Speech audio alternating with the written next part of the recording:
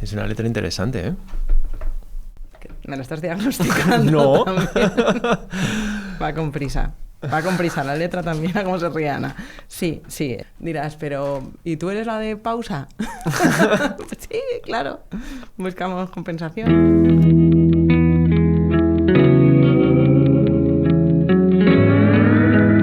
Hola, soy Marta García Ayer y vamos a hacer una pausa. Y vamos a hablar de ratones estresados.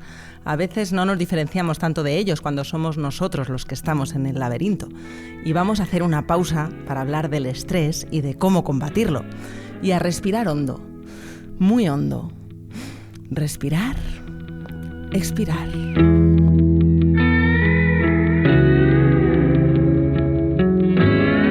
En esta pausa vamos a aprender mucho de ratones, es verdad, pero sobre todo vamos a aprender cómo respiramos y cómo deberíamos hacerlo, porque por lo visto lo hacemos fatal. Y respirar tiene mucho que ver con nuestra salud. Bueno, tiene todo que ver. Si no respiramos, mal vamos. Pero no es lo mismo respirar de cualquier manera que aprender a respirar y el poder de la respiración consciente. Porque cómo respiramos puede ayudarnos a muchas cosas, desde a mejorar la memoria o a combatir el estrés. Y de estrés, ya te digo que de estrés sí que vamos a hablar mucho en esta pausa. Pero antes te voy a contar una historia. La historia del día que fui a hacer mi primer curso de mindfulness, un curso para combatir el estrés. Hola, buenas tardes. Venía a un curso de mindfulness, el de Nirakara, el de antiestrés. ¿Bajando la escalera? Sí. La sala que hay justo enfrente. Es que lo necesito mucho. A ver qué le dice... Ya creo que va a tener más remedio. ¿Esa escalera por ahí? Y esta que estás oyendo soy yo, llegando tarde al curso de estrés. Muy tarde. Aparcando de cualquier manera, preguntando al conserje, bajando las escaleras, corre que te corre, perdón, es aquí, perdón. Sí, llegué 1 hora y media tarde al curso antiestrés porque tenía mucho lío. Y cuando justo entro en la clase, pues veo a todo el mundo sentado en círculo, en esterillas, con un vaso con hielo. El primer acto simplemente se va a tratar de que cojas el hielo, con una mano el hielo, no vas a poder cambiar el hielo de mano, y vamos a estar así unos 90 segundos. Y dicho así, lo de los hielos, pues no se entiende bien qué tiene que ver los hielos con el mindfulness y con el estrés. Es una metáfora. En el día a día vamos pasando por sensaciones que son mucho más difíciles que esto. A veces un dolor, como el otro día hablábamos, crónico. A veces es una sensación de irritabilidad, de nervios, de estrés, de una emoción difícil. Es un ejercicio, pues la verdad, muy interesante para entender mejor nuestro cuerpo y sobre todo cómo funciona nuestro cerebro. Entonces, el hielo simboliza eso. Básicamente, el dolor que te produce en la mano es esa sensación difícil o intensa. Gustavo Díaz, el profesor de Nirakara, explica mucho mejor el ejercicio. Y lo que te pido es que intentes investigar cómo te relacionas con esa intensidad. Tú, en este momento. Y es verdad que el ejercicio del hielo llegue tarde, pero al de la exploración corporal sí que me dio tiempo. Y exploración corporal no es lo que parece por el nombre, allí todo el mundo estaba vestido. Comenzamos por la planta de los pies y específicamente por la planta del pie derecho. Esta es la exploración corporal. ¿Puedes notar la planta del pie? La que Gustavo nos pidió que nos tumbáramos, que cerráramos los ojos, nos centráramos en la respiración consciente, en el presente, en la sensación del aire al entrar y salir del cuerpo, sin intentar forzarla, solo observándola, llevando la atención desde la punta del dedo gordo del pie hasta la coronilla. El dedo grueso, el segundo dedo, el tercer dedo, el cuarto, el dedo pequeño. Antes de llegar a la rodilla, reconozco que yo ya me había quedado dormida. Ahora le pregunto a Gustavo qué significa eso de dormirse en meditación. No sé si da puntos porque te relajas mucho o si los quita porque no prestas atención. Pero hay muchas preguntas que tengo para este neurocientífico que investiga los efectos del estrés y la meditación en el cerebro, bueno, y en el corazón, en los intestinos, porque la respiración importa para todo. Quiero preguntarle también qué efectos tiene el estrés en nuestro cuerpo, cómo influye en la salud mental y si de verdad sirve y para qué esto del mindfulness y la meditación. A ver, Gustavo, ¿esto de llegar tarde al curso antiestrés por tener mucho trabajo te quita puntos o te da descuento para el siguiente? Probablemente signifique que era el mejor curso que podías elegir. Pero aparte de eso, yo siempre les digo a las personas que vienen al curso: por favor, si llegáis tarde, al menos no os estreséis, no pasa nada. O sea, llegar cuando podáis y no hagáis ese tipo de gestos que hacemos cuando llegamos tarde a los sitios, de agacharnos como para que no nos vean y tal. No pasa nada, tú llegas, te colocas donde mejor te venga y comienzas el curso. Claro, porque es un curso de gente estresada. Al fin y al cabo, esto que me ha pasado a mí, le habrá pasado a más gente. Más tarde que yo no llegó nadie. De eso no doy fe. Efectivamente, imagínate que yo trato a la gente con broncas, pues probablemente no se reduciría el estrés, ¿no? ¿Y qué tipo de gente va a este curso de estrés? Yo me hice amiga de un dentista, pero no sé cuánta más gente, tipos de gente, perfiles hay. Hay gente que está estresada y que viene de muchos gremios. Hay muchas personas que vienen del gremio de la salud, médicos, enfermeras, enfermeros, también profesores, personas que simplemente tienen estrés, personas que quieren vivir mejor. Y también es muy curioso, hay muchos ingenieros en estos cursos de MBSR, muy probablemente porque encuentran que hay un argumentario de cómo generar una mejor forma de vida y disminuir el estrés, que es lógico, y de esa manera pues se apuntan y tienen efectos. Lo de los ratones lo comentaba ahora, pero es que te lo oí contar en el curso y me parece muy interesante que sean un paciente cero, ¿no? O investigáis mucho con ratones en Niracara. En Niracara investigamos más con humanos que con ratones. Pero yo he visto mucho paper que he estado estudiando. Sí. Porque claro, yo vengo estresada, pero porque me has dado mucho trabajo, Gustavo. Pero es que los ratones aportan mucha evidencia. Al fin y al cabo, con humanos tienes que medir de maneras que no dañes a las personas. Pobre ratón. Se pasan. Eso quiere decir que el ratón... Sí. Ningún ratón ha sido dañado en la grabación de este podcast. Eso es verdad. Es un disclaimer que podemos dar ya. Pero en algunos estudios que explicaba en aquel momento sí que se dañan. Y esto es parte de la investigación. Éticamente es muy cuestionable, pero es verdad que la gran mayoría de los estudios con modelos animales nos aportan información extraordinaria de cómo combatir, por ejemplo, el estrés o combatir los problemas que tenemos actualmente de salud mental, que no son pocos. Y particularmente este trabajo que comentaba nos habla mucho de cómo ser resilientes. Cómo ser resilientes ante el dolor crónico, por ejemplo. Trabajamos también con personas con dolor crónico. Cómo ser resilientes ante los problemas de la vida diaria, ante los desafíos. Porque hay un paradigma que se llama derrota social, en el que en una jaula metemos a ratones que son machos alfa. Los ratones son bastante jerárquicos y hay dominios alfa, dominios beta en ratones. Si metes un ratón beta, un macho beta con un macho alfa, el macho alfa le va a hacer la vida imposible al ratón. Esto pasa en las jaulas y pasa también en las empresas, o sea que pasa normalmente también entre los humanos. Y lo que se ve es que el ratón beta poco a poco va acumulando estrés y ese estrés le lleva a tener ansiedad y esa ansiedad le lleva a tener depresión. Y sabemos que eso sucede por pruebas. ¿Se puede medir la ansiedad y el paso de la ansiedad a la depresión en los ratones? Sí, o sea, de manera a través del comportamiento se puede medir. Simplemente arrojando un ratón que se cree que ya está en fase depresiva a una pequeña pileta de agua. ¡Ay! Sí, y entonces el ratón depresivo no tiene el comportamiento de salvar su vida. Está agotado. La depresión es un agotamiento. Sí. Es un agotamiento biológico. El biológico no quiere salir.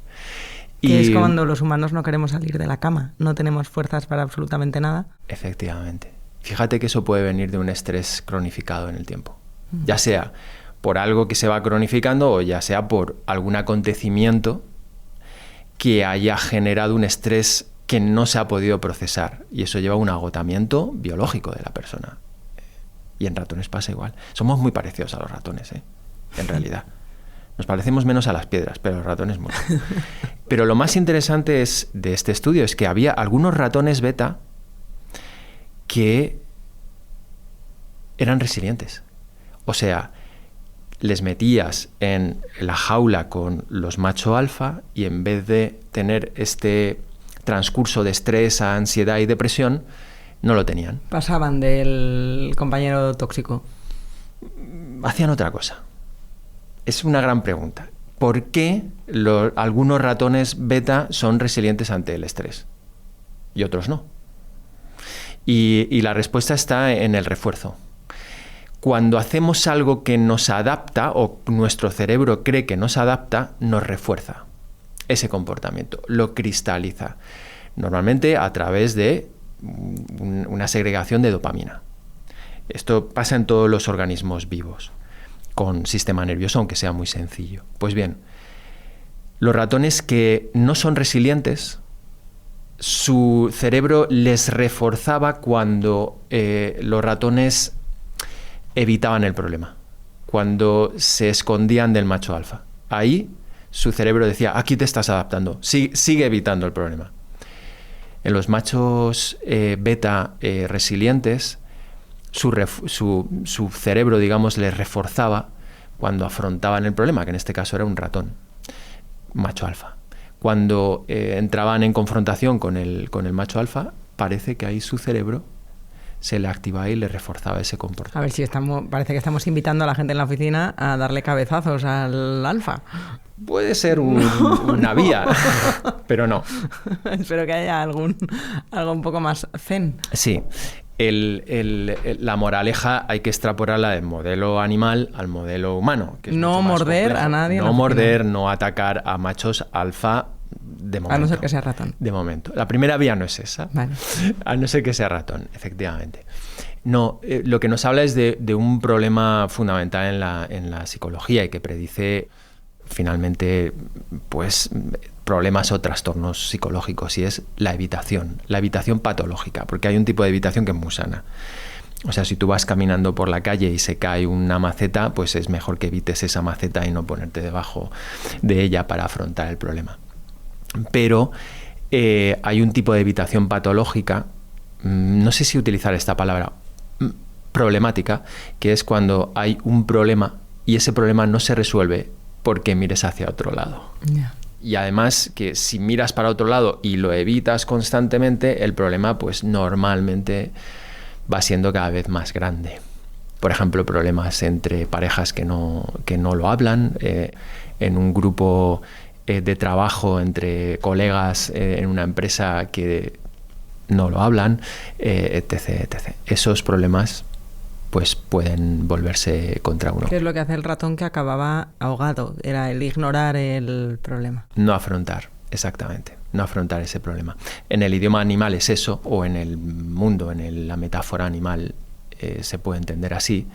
Cuando se traslada al humano, pues es un poco más complejo. Esta es una causa del estrés, pero hay muchas otras. Hay otras que son autoinfligidas, ¿no? Que nos causamos estrés a nosotros mismos con la vida que llevamos. Supongo que hay muchos tipos de estrés en los trabajos que hacéis a diario. No sé si para todos sirve la meditación, la respiración consciente y estas cosas que enseñáis en los cursos antiestrés.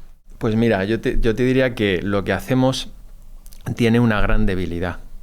O sea, mindfulness, sabemos, hay ya muchísimos artículos, o sea, en la literatura científica hay mucha gente que se ha preocupado de investigar esto, no solamente nosotros, y una pequeña búsqueda en PubMed, que es uno de los repositorios científicos, arroja miles de registros de artículos, ¿no? Me he traído un par de ellos para tirarme el pisto. Ah, sí, qué guay. Sí. Ahora me los comentas, ¿sabes? Pero lo malo de mindfulness es que hay que hacerlo. O sea... Esto es como el gimnasio, que si no vas no funciona. Esto es un problema, Ya. en realidad, porque hay personas con las que nos hemos encontrado. Tú calcula que por Niraquera han pasado más de 50.000 personas actual. O sea, que conocemos bastantes casuísticas. Y hay personas que no es que no quieran hacerlo, es que no tienen o no encuentran la capacidad o la voluntad para llevarlo a cabo. Entonces, aquí hay que acompañar de otra manera. Pero efectivamente, mindfulness suele ser una técnica bastante universal que aplicada correctamente tiene beneficios, tiene muy pocos efectos secundarios o adversos, prácticamente inexistentes, salvo excepciones, y luego además es transdiagnóstica. Y esto quiere decir que se aplica para multitud de diagnósticos. O sea, puede ser utilizada para personas con un trastorno de estrés, personas con ansiedad, personas con dolor crónico, y por eso la hace una técnica muy interesante. El estrés es algo con lo que convivimos y con lo que se frivoliza mucho. ¿Es realmente malo para la salud? El estrés en sí es una reacción que tiene tu cuerpo para adaptarte a los desafíos que tienes, con lo cual el estrés es maravilloso así por definición. Es lo que nos permite adaptarnos. Sin estrés no habría conducta, básicamente. Si viene el león, tienes que salir corriendo. Efectivamente. La cuestión es que hay un tipo de estrés que no te adapta. Eso es una de las cuestiones. Y también hay otra casuística que es personas que acumulan mucho estrés, digamos, sin encontrar la manera de bajar ese estrés. El ejemplo clave o claro que nos puede hacer reflexionar sobre esto es el deporte. Hacer deporte genera estrés en el cuerpo. A veces mucho estrés. Sales a correr durante 20 kilómetros y eso genera una destrucción incluso de fibras y de proteínas, genera una activación del sistema inmune. Si esa persona no sabe recuperar y sigue entrenando constantemente, puede tener un efecto adverso por el entrenamiento, un sobreentrenamiento. Y qué curioso que el sobreentrenamiento, entre otros síntomas, tiene síntomas depresivos.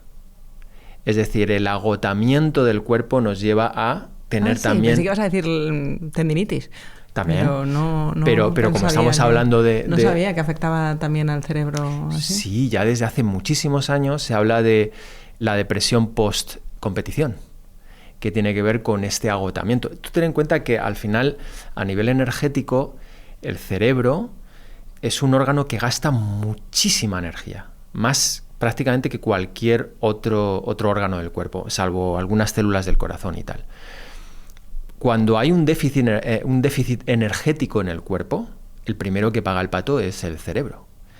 Y cuando el cerebro entiende que está bajo un déficit energético, genera se llama un sickness behavior, o sea, como un comportamiento de enfermedad. Este comportamiento de enfermedad es el mismo que tenemos cuando tenemos fiebre, que estás más depresiva, tiendes a irte a tu casa, te metes en la cama, no quieres meterte en problemas, no quieres oír hablar de trabajo. Bueno, pues esto mismo puede pasar cuando el estrés se va acumulando. La cuestión es que yo creo que socialmente esto no lo tenemos en cuenta. Un deportista de élite sabe, tiene un grupo de personas, psicólogos, entrenadores, etcétera, que conoce la fisiología.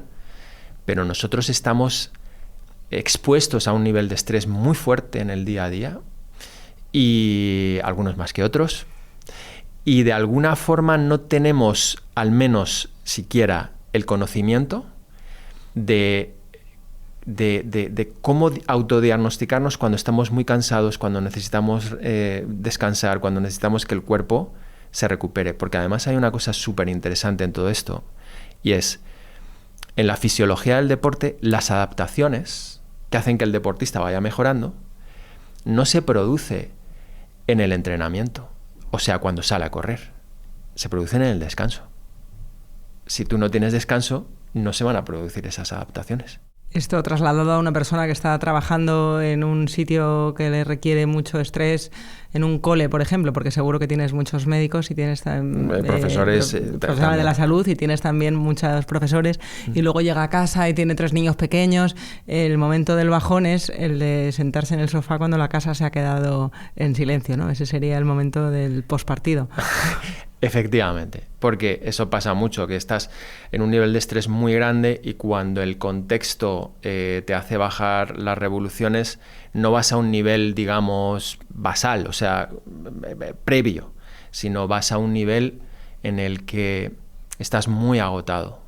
Y ahí se producen incluso enfermedades, personas que pillan un virus, o sea, un constipado cuando se van de vacaciones, etcétera, porque tu sistema inmune también ahí se desregula. El estrés produce múltiples efectos secundarios en forma de otras patologías, ¿no? Claro, porque cuando el estrés lo que produce es un desequilibrio metabólico e inmunológico, porque es que los sistemas están completamente unidos, y entonces esto te puede dar lugar a múltiples cosas, desde que seas más proclive a ser expuesto, a ser, digamos, infectado por bacterias, a que sea más, digamos, más probable que tengas diabetes, que son, digamos, 2 tipos de enfermedades muy diferentes, pero que en realidad el estrés hace que sea más probable eso, ¿no? Y el remedio más habitual que se pone suele ser farmacológico. Así que tenemos socialmente asimilado, pues vas al médico y te da alguna pastilla que te puede ayudar para eso.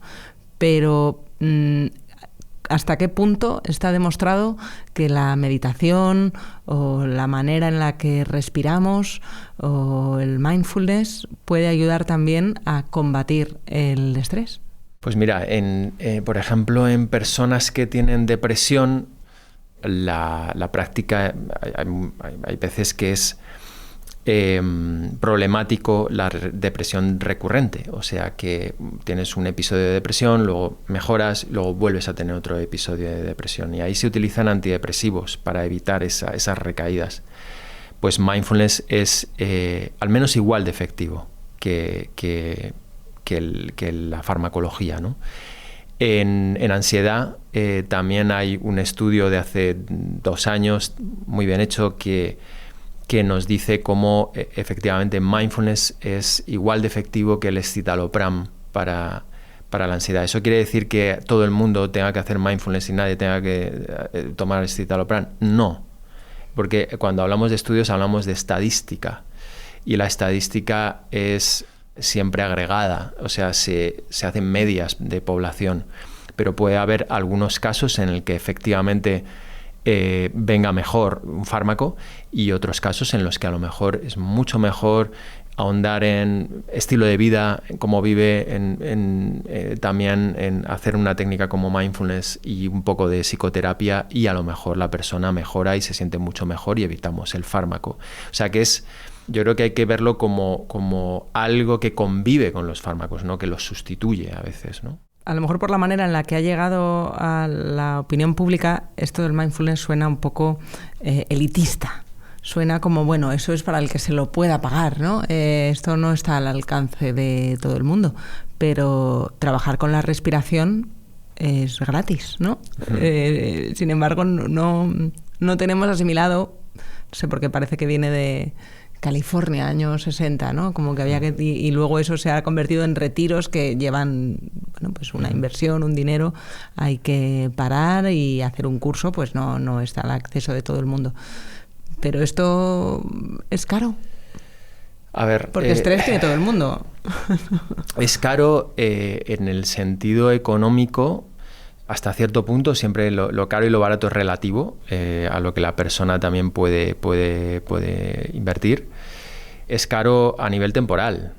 Hay personas que a lo mejor vienen y son las más que sí pueden pagar una formación, pero luego tienen una empresa, 3 hijos, mil cosas, y a veces les cuesta sacar tiempo para ellos, para practicar 40 minutos. No es fácil practicar 40 minutos. Ya, es que cuando dijiste en el curso 40 minutos, la práctica dije yo, ¿dónde saco 40 minutos? He de confesarte que la he hecho, la práctica, ¿sí?, que nos pusiste de deberes. ¿Cómo ha ido? Pues me quedé dormida, Gustavo. A la sorpresa de nadie. Ahora podemos ir a eso de quedarse dormido porque es muy interesante. Sí, pero antes vamos a volver a lo de los cursos, Sí. porque también hay apps que son gratuitas. Sí. ¿Esas apps funcionan? ¿Pueden ayudar? Yo he estado probando algunas este fin de semana en esto de la respiración, esa guía, y mucha gente las utiliza para dormir, para relajarse. Al final, aprender a respirar de manera consciente, bueno, pues tiene un punto de práctica, de entrenamiento, como son los ejercicios, y eso lo puede hacer cualquiera. Mira, yo mismo aprendí a practicar meditación de forma autodidacta. Luego ya empecé también a aprender de otras personas, pero el primer año fue autodidacta. Entonces creo que efectivamente sí que puede haber una capacidad mediante apps, libros, etcétera, de comenzar a. Pero lo autodidacta siempre va a conllevar más esfuerzo, claramente. Cuando vas a una formación, hay alguien que sabe un poco del tema, hay otros compañeros y se produce un aprendizaje. Es que somos seres sociales y aprendemos socialmente también, es mucho más fácil. Ahora, eso no quiere decir que no se pueda de la otra manera.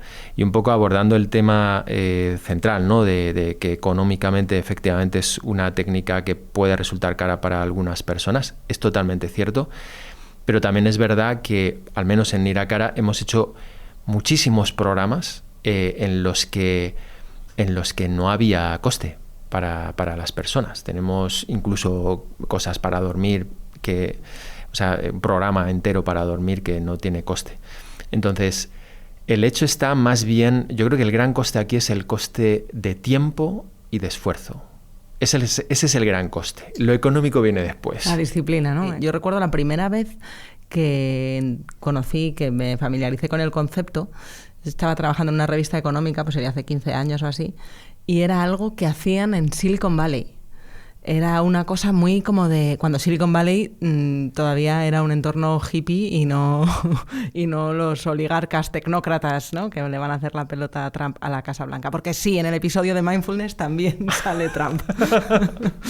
Pero me hacía gracia porque, claro, eran Google, Twitter, Facebook, todos ofrecían para sus empleados el curso de mindfulness y de atención plena y de encuéntrate a ti mismo, eran como llamaban aquellos cursos. Era una cosa que entonces era lo más. Y me hace gracia ahora que lo pienso con el tiempo, porque eran los mercaderes de la atención los que realmente sabían lo que le estaban haciendo a la atención humana, los que estaban entrenándose para resistir a sus propias artes peligrosas.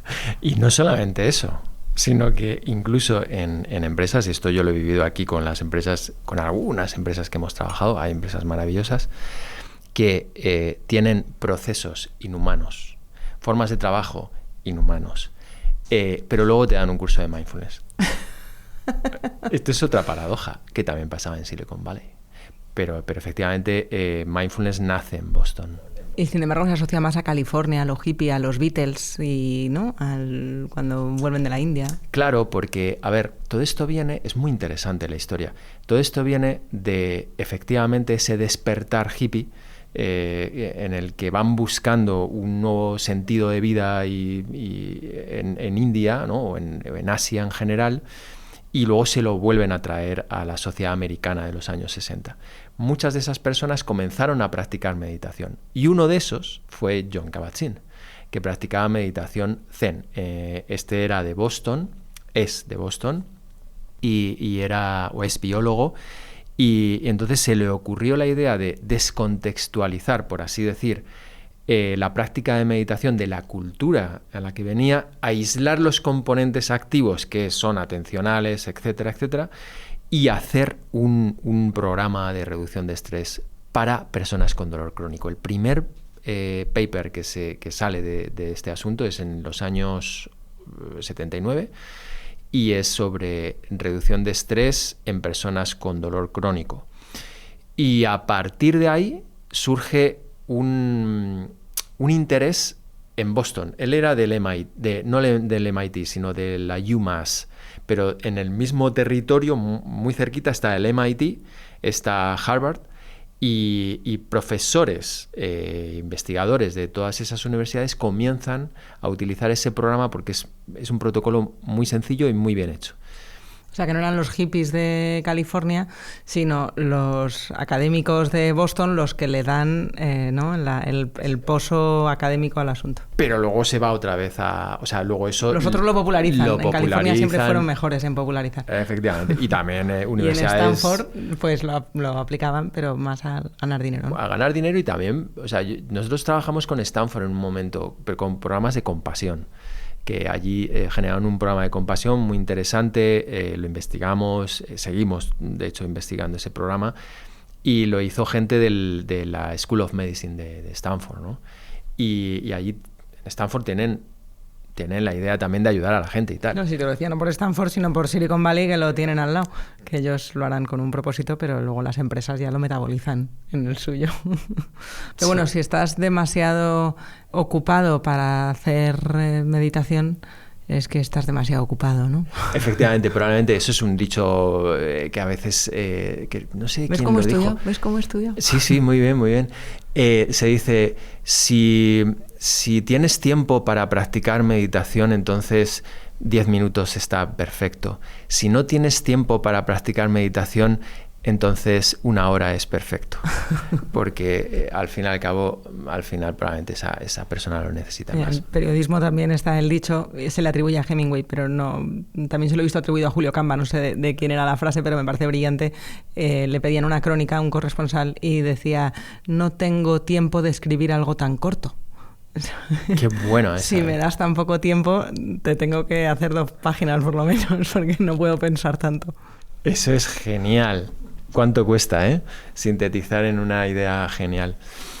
A ver, es verdad también que el programa del que hemos hablado, el MBSR, es un protocolo. Y esto quiere decir que en todas las partes del mundo se hace la misma cosa.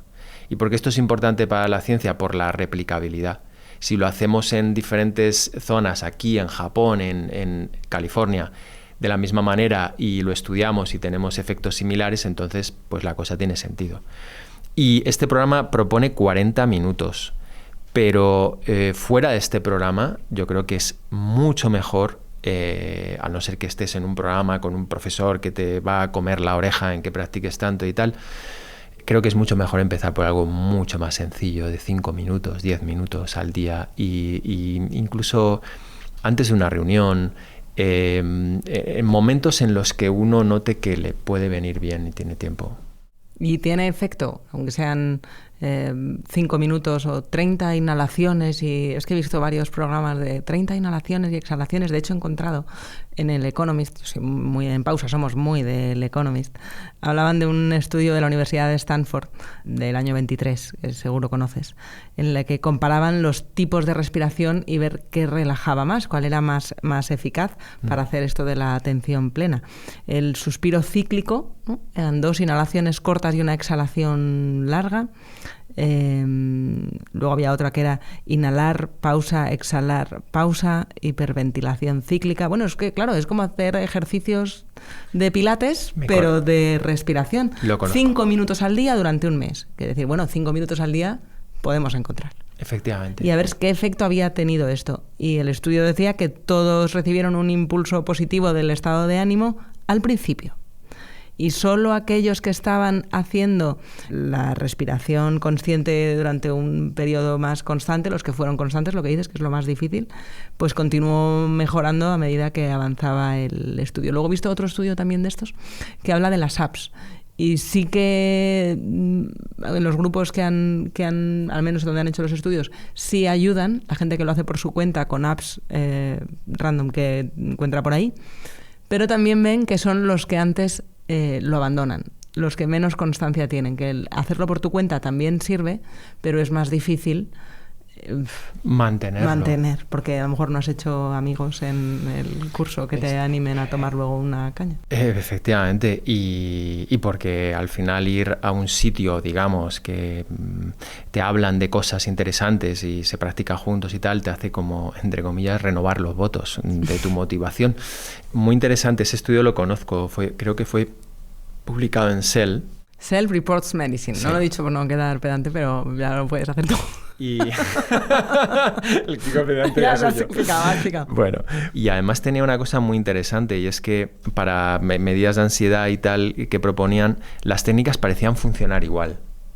O sea, que eran técnicas algunas de observación tipo mindfulness de la respiración, que es un tipo de observación en la que uno no manipula su gesto respiratorio, no lo hace más deprisa, más despacio, ni más profundo, ni nada de eso.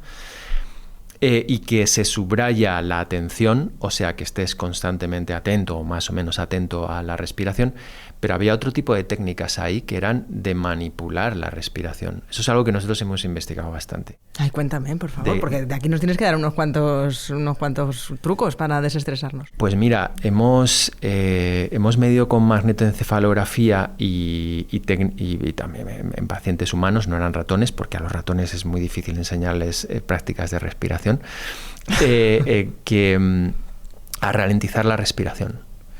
Y la ralentización de la respiración quiere decir que en vez de respirar 10-12 ciclos por minuto, que es más o menos la media, o algunos estresados 18, 20 o 24, enseñar en respirar pues unos 6 ciclos por minuto aproximadamente. Nosotros hemos registrado personas que van progresando y que llegan a formas de respiración de 2 ciclos por minuto. Perdona, 2 ciclos por minuto significa que solo inhalas y exhalas dos veces en un minuto. Y es por pero la... eso lo puede hacer Indurain y No. tú, a lo mejor. No. O sea, no. Es un entrenamiento. De verdad.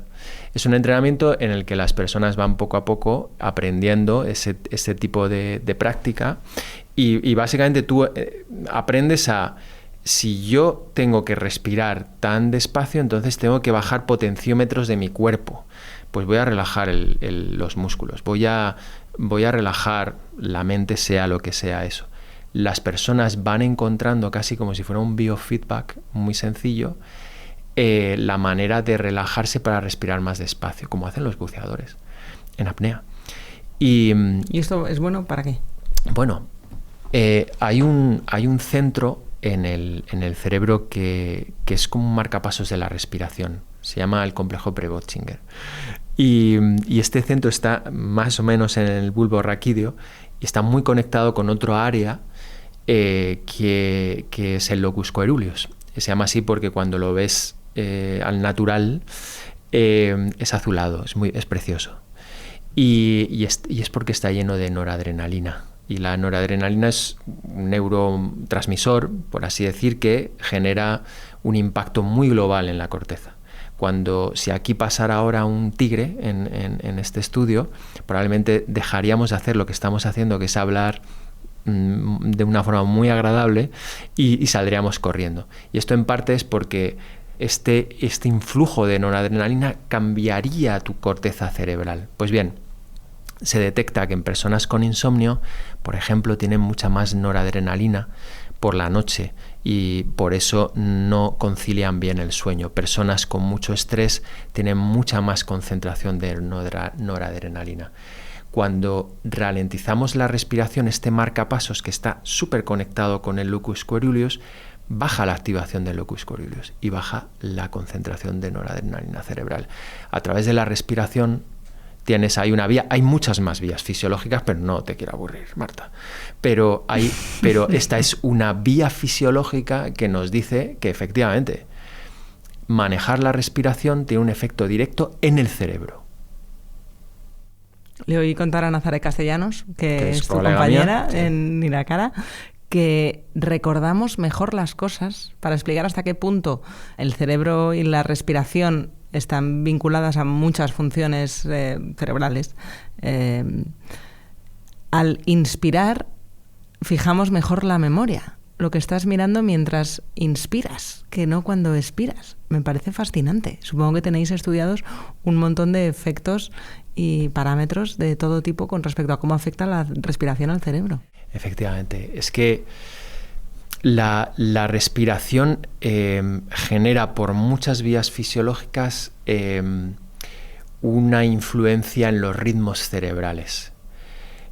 Una vía simplemente porque al inspirar tienes más oxígeno y por lo tanto más energía en un momento determinado.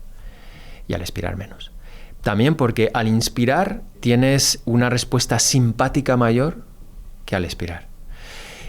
Y esto hace que nosotros hayamos visto en base a la ventana que conlleva la inspiración o la ventana que conlleva la expiración, tareas cognitivas como por ejemplo de memoria incluso de cosas tuyas pasadas. Y efectivamente hay efectos como el que dice Naza, de una mayor fijación en la inspiración que en la expiración, también una mayor capacidad, por ejemplo, de reducir el dolor percibido en la expiración que en la inspiración. Si te van a poner un picotazo, mejor que expires cuando te introduzcan la aguja. Sí, porque esto reduce el dolor. Pero esto nos habla hasta qué punto hay una relación tan bestia entre la respiración y el cerebro. La respiración para nosotros es como una especie de percusión, ¿no? Como de una orquesta que influye en los instrumentos de la orquesta, que pues son las diferentes áreas cerebrales. Y no respiramos bien. Respiramos todos porque si no, no estaríamos aquí. Pero para el potencial que tiene la respiración, yo intentando hacer los ejercicios que enseñabas en el curso, me di cuenta que de repente respirar, que parece lo más fácil, no lo tienes ni que pensar, de repente se convertía en algo muy complicado. El hacerte consciente... Bueno, y no pensar en nada o intentar controlar en lo que piensas. O no controlarlo, lo estoy diciendo mal, sino dejarlo fluir. Bueno, es que es muy complicado, explícalo tú. Somos muy pesados los que enseñan estas cosas. Efectivamente, o sea, en la meditación normalmente hay muchas personas que piensan que se trata de dejar la mente en blanco, ¿no? Que no sé dónde habrá venido esa idea, pero está ahí socialmente. ¿Alguna película, no? De algo... Pues no sé, pero es que yo no lo he detectado. O sea, esto hay que hacer una investigación a fondo. Quizás aquí podamos hacerlo.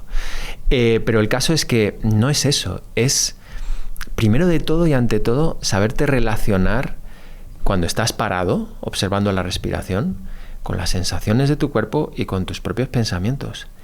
Los machos alfas de ratón, en el ser humano a veces, no están fuera. Están dentro. Y puede ser un pensamiento de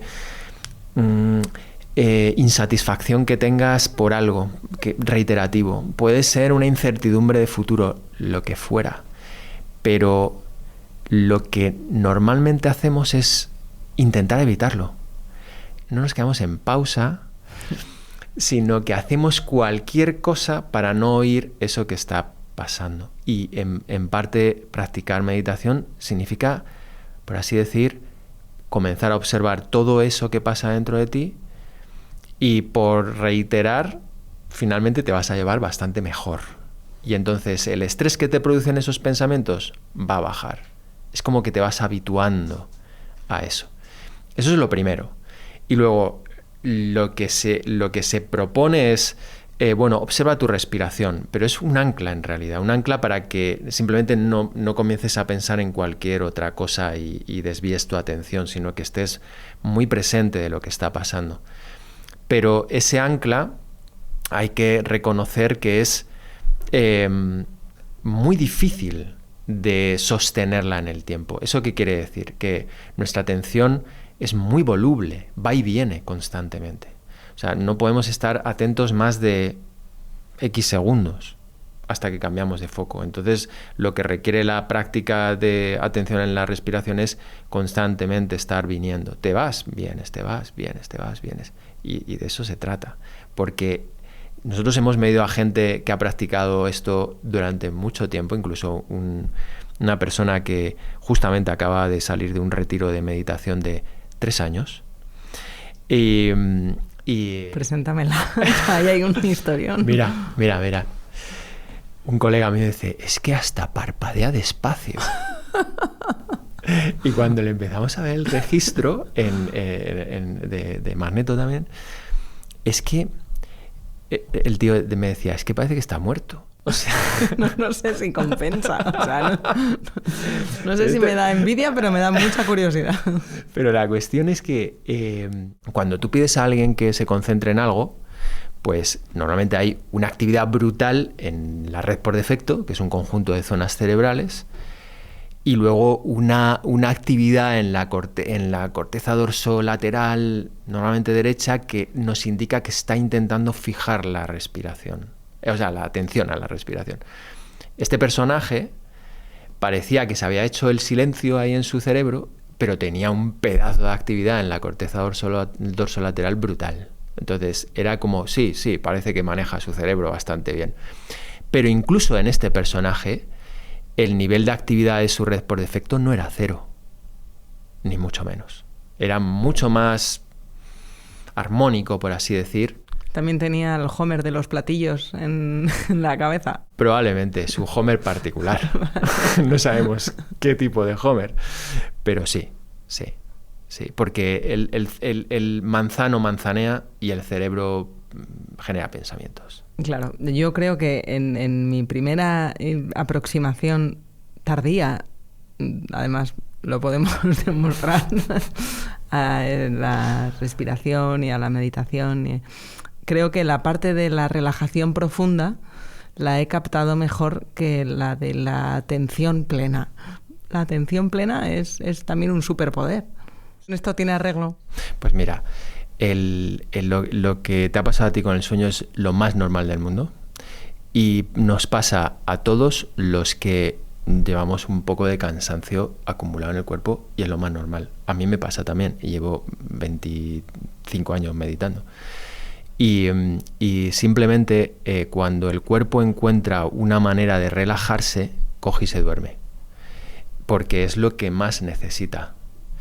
Pero si esto lo practicas durante varios días sin darle demasiada importancia a eso de que te duermas, porque no tiene ninguna importancia, de repente descubrirás que un día a lo mejor lo haces durante 20 minutos y accedes a un estado de relajación que es consciente. Eso forma parte del asunto.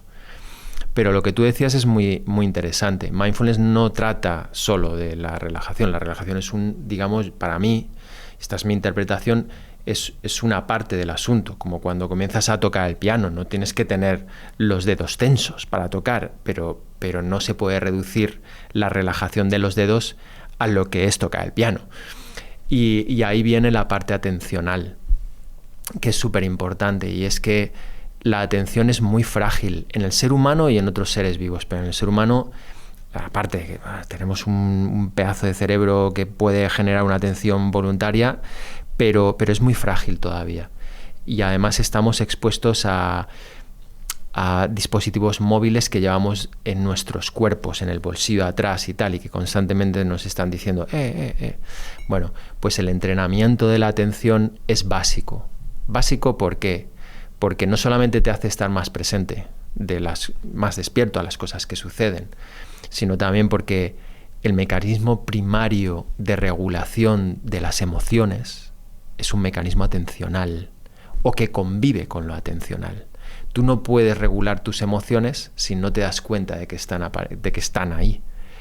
Y el cambio de foco, por ejemplo, que sucede cuando ha venido un tipo de emoción, por ejemplo, de tristeza o de cabreo con un compañero, y tú derivas el foco a otra cosa, eso en parte lo hacen las redes atencionales. Por eso es tan esencial manejar la atención. O sea, que cuando nos estás entrenando la atención para pensar en la punta del dedo gordo y luego en el empeine y así, yo llegué hasta la rodilla, ya te digo, imagino que todo aquello siguió. Es también una manera de entrenar esa atención atención interna, no solo en lo que está pasando fuera, ¿no? Sino no quiero que esto me agobie y voy a pensar en otra cosa y poder controlar ese pensamiento. Eso sí que es un superpoder. Sí, eso es parte del asunto. O con el dolor crónico. O con el dolor crónico, efectivamente. Mira, ahí hay una gran metáfora y que además hemos trabajado durante muchos años, y existe la sensación del dolor cuando tienes dolor crónico. ¿Tú has tenido dolor crónico? Sí. Yo también. Y existe la sensación del dolor. Y es difícil porque está siempre ahí contigo y tal. Pero existe la reacción a eso. La reacción a eso es una reacción emocional a veces. No quiero que esto esté frustración, lo que fuera. La reacción corporal. Uno se tensa. cuando tiene dolor, como cuando se tensa debajo de la ducha agua fría. Y existe también una reacción cognitiva, pensamientos que salen. Con este dolor no voy a poder hacer lo que quiero hacer en mi vida para realizarme o lo que fuera. Y gran parte del asunto de la atención es poder entrenarte para, primero de todo, detectar en cada momento lo que es el dolor de lo que es la reacción al dolor. Ahí no solamente hay atención, claro, hay metacognición, hay otras muchas cosas, pero lo que entrenas en mindfulness en realidad es eso. Tú estás tumbado. En el minuto 30 ya no es que te quieras ir de la postura, es que ha empezado a pasar desde el minuto 5. Y el simple hecho de poder darte cuenta de que existe esa sensación de incomodidad y las reacciones que suceden, pero tú te quedas ahí, te da ese superpoder que tú tenías, que es, o sea, que tú antes has dicho, que es la capacidad de regularte en esos desafíos, ¿no? Algo así. Yo confío en mi mala memoria. También sirve para que se te olvide lo que te duele. Estás en cualquier lado. Sí, eso es tal cual. Es tal cual. A mí me pasaba mucho. Yo tuve dolor de espalda durante al menos 3 años. Y me acuerdo de dar una clase y no de acordarme del dolor en toda la clase. Y luego salía y me sentía miserable. Entonces, bueno, sí, la atención efectivamente juega un papel fundamental. Pero cuando estás dando cuenta de tu dedo gordo del pie y de tu cuerpo y tal, también hay algo súper importante. Y es que lo que nos afecta de los estados mentales por los que vamos pasando no es la narrativa del diálogo mental, es lo que suscita ese diálogo mental en el cuerpo. Uno vive la tristeza en el cuerpo, uno vive la insatisfacción en el cuerpo, uno vive la incertidumbre en el cuerpo también. Eso lo contabas con los hielos. Con los hielos, exactamente. Y gran parte de la regulación de nuestros propios estados tiene que ver o está relacionado con la capacidad de darte cuenta de esas sensaciones corporales y no solamente darte cuenta, sino también generar una relación con ellas más sana. Si nos concentramos lo suficiente, ¿podemos olvidarnos que tenemos un hielo entre las manos? Sí, eso lo viste, ¿no? En las personas. Había un primer experimento que era coge el hielo y manténlo en la mano. Ya está. Entonces las personas, pues cada una hacía una cosa. Había algunas que empezaban a tirar el hielo para arriba y para abajo, otras hablaban con la persona que tenían al lado, lo que fuera. 1 minuto y medio estaban todas diciendo yo, ya, ¿no? Y el siguiente ejercicio era, coge el hielo, siente la sensación de dolor, del frío, y luego las reacciones corporales. Entonces, hay una reacción corporal de tensión. Familiarízate con ella. Permite que esté esa reacción. Vale, vete a otra. Emocional, vete a otra.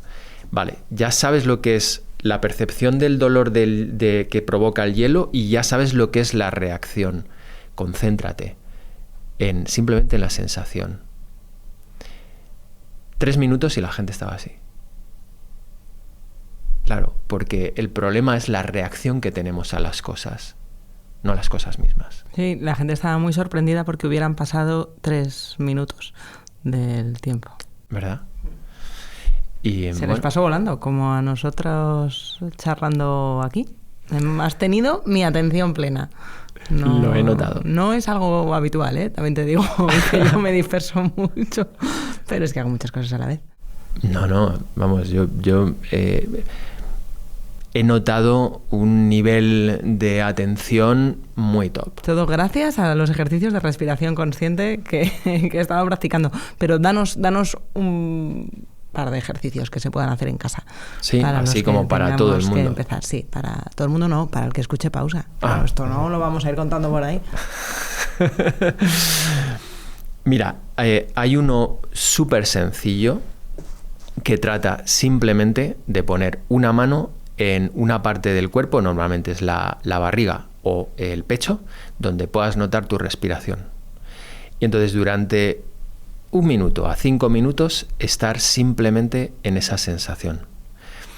Cada vez que haya un pensamiento que venga a la mente y que haga que la atención comience a dispersarse, o sea, comiences a pensar, vuelve a la sensación de la mano. Sí, a la mano, a la sensación de la respiración y la mano.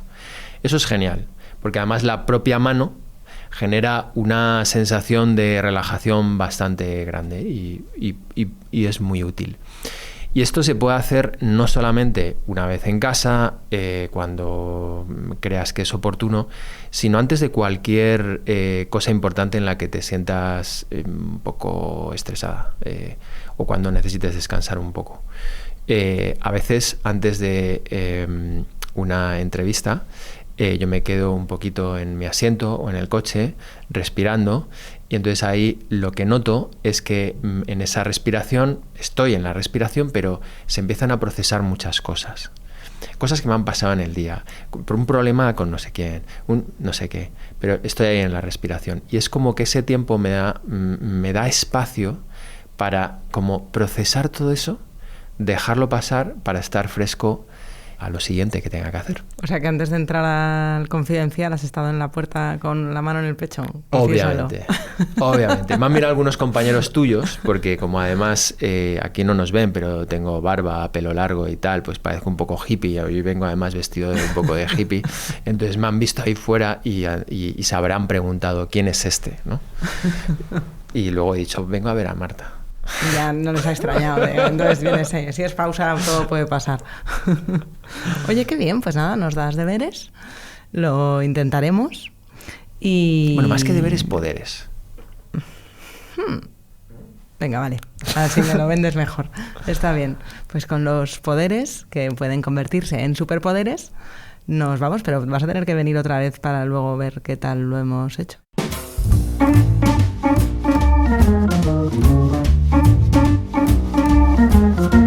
Por favor, denos unas palabras en sánscrito para Bueno, mira, esto. concentración, samadhi. Samadhi es un nivel de concentración, pero tú fíjate, el sánscrito, bueno, es un idioma apasionante porque tiene... Sí, yo lo pienso a menudo. Muchísimas palabras más que el castellano, el inglés o cualquier idioma actuales para definir diferentes estados de la mente. Sabía mucho. ¿Cómo era? Samadhi. Samadhi. Pues nada, hasta la próxima. Hasta la próxima. Gracias, Gustavo. Gracias.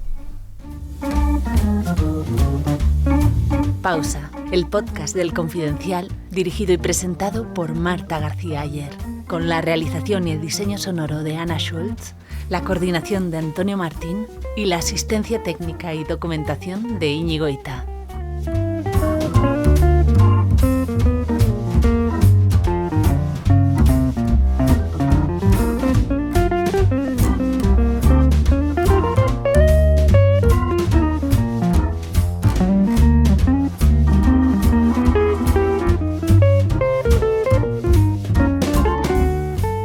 ¿Puedo hacer una pregunta personal? ¿A qué hora te levantas? A las 5 menos cuarto de la mañana. Vale, ¿a qué hora te acuestas? Depende del día. Normalmente cuando uno se duerme es porque tiene sueño. Y tú tienes el diploma del MIT, ¿no? Efectivamente, para decirme esto. Muy bien. No, pero esto es como que decía Hemingway. O sea, para llegar a esta afirmación, a veces hay que dar muchas vueltas para llegar a lo evidente. No olvides suscribirte a la newsletter de Pausa, con recomendaciones y contenidos exclusivos de todo lo que comentamos en el episodio. Encuentras el link en la descripción de tu plataforma de podcast.